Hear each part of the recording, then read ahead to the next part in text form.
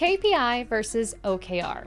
What's the difference, really? Are they just fancy acronyms? Why are they used in the same sentence? Are they synonyms? Are they antonyms? Who knows? Well, by the end of this video, I hope you know, because we're going to be going through the definition of each of these terms and the key differences to help you, feel like a smart business person. Also be able to comfortably understand and use these terms in day-to-day conversation.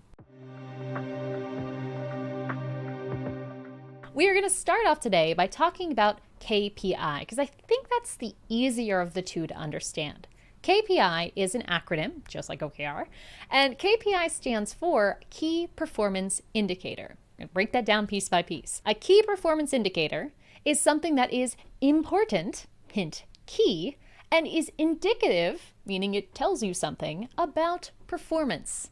Yeah, I know, I basically just used the word to define the word, but honestly, that's exactly what it is. A key performance indicator is a metric that you can use to understand how well you are doing at whatever it is you care about.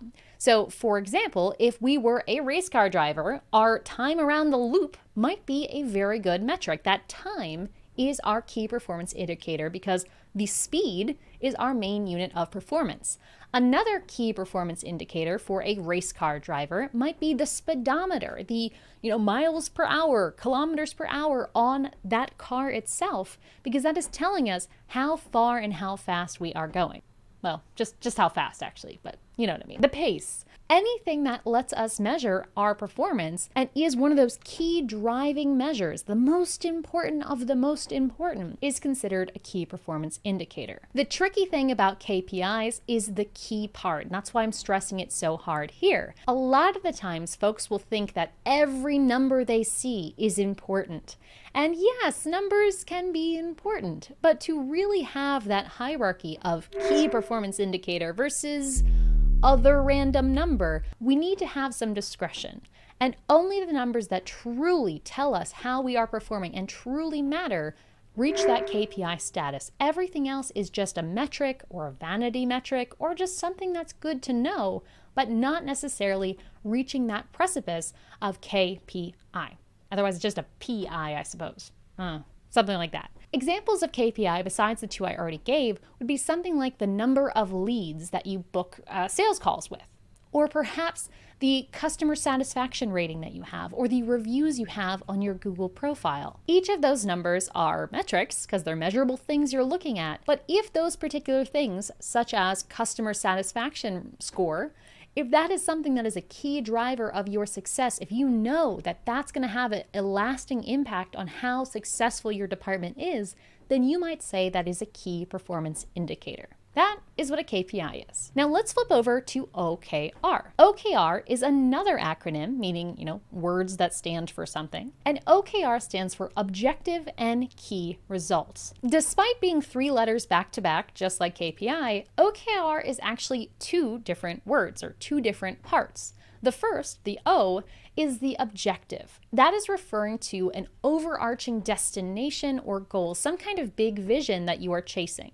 An objective is kind of like your end destination, the big vision, the place that you are heading. One example that I think might be helpful to think about when it comes to objective is to think about beating a video game, all right? You ever finish like Final Fantasy or Mario Kart or some kind of game? Hell, it could be Pac-Man, I don't care. If you've ever played a game, you know there's the ultimate victory where you beat the whole game. For me, that's a good way to think about objective. You are trying to get to the destination. And that destination might move as your ambitions change, but for now, let's just say it is reaching the end of Pac-Man, all right? Below the objective, we have key results. These are 2 letters that are combined into one term. Key results are like the goalposts we need to get past in order to achieve that ultimate objective. So again, if our objective was to beat the whole video game, our key result might be to beat the first boss, to level up our wood cutting skills, and to get on to the next fantasy land level. Those are the things we have to do to get to that end destination. Those key results that we pass along the way, those save points we walk through, those are our key results. A key thing to remember about key results, no pun intended, is that key results are things that you can influence, but you do not directly do. For example, a key result would not necessarily be play 100 hours of the video game.